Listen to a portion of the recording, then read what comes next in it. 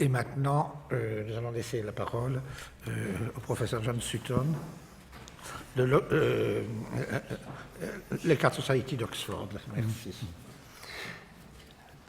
Bonjour. Alors, je vais décrire en bref les activités de notre société, the Eckhart Society.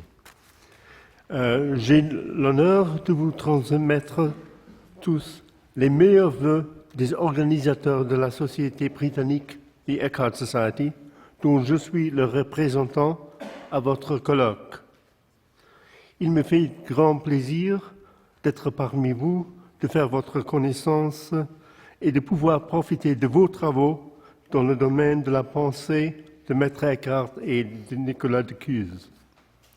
Permettez-moi de vous présenter quelques faits sur notre société. En 2012, nous marquerons 25 ans depuis notre premier colloque. Nous avons environ 300 membres, des spécialistes qui travaillent dans les facultés universitaires, ainsi que des gens qui souhaitent eux-mêmes suivre le chemin que nous a montré Eckhart.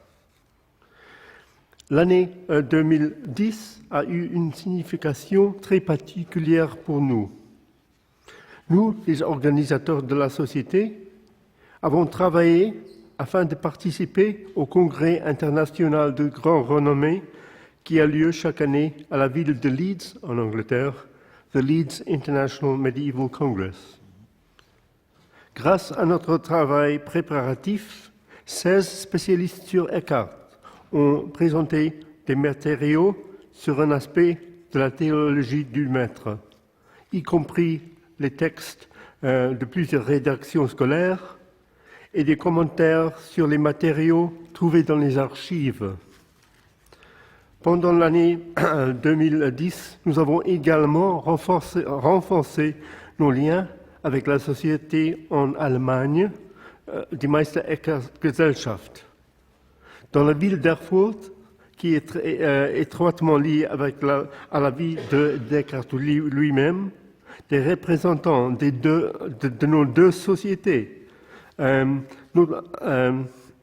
notamment le professeur Nigel Palmer de l'Université d'Oxford, ont discuté pendant 2 jours dans le but d'établir une collaboration entre les programmes d'activité de chaque société. Suite à cet entretien convivial, le programme de notre colloque à Leeds de septembre 2011 a compris la participation du professeur Dietmar Mieth, ici présent, et du professeur Freimut Löser, spécialiste de grande renommée et représentant de la Meister Eckhart Gesellschaft. Le thème de notre colloque de 2012 sera Thomas d'Aquin et Maître Eckhart. Ça aura lieu au mois de septembre. Je dois souligner qu'il y a eu des changements significatifs dans le journal de notre société. Jusqu'ici, notre journal a porté le titre The Eckhart Review. Il apparaissait une fois par an et le lecteur pouvait y trouver le texte des interventions du colloque de l'année précédente.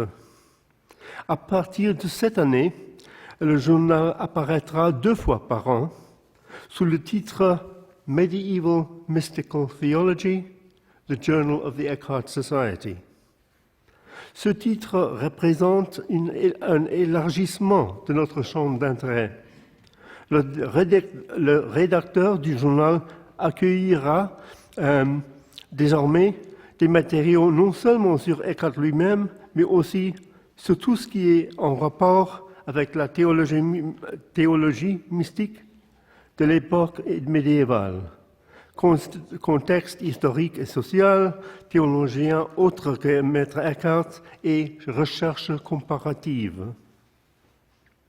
En outre, le journal sera publié aux États-Unis et en ligne aussi par la maison d'édition Equinox. Et nous aurons un nouveau rédacteur, Dr. Duane Williams, qui travaille à Canterbury, à l'Université de Kent. En plus de notre journal, nous publions un bulletin aussi,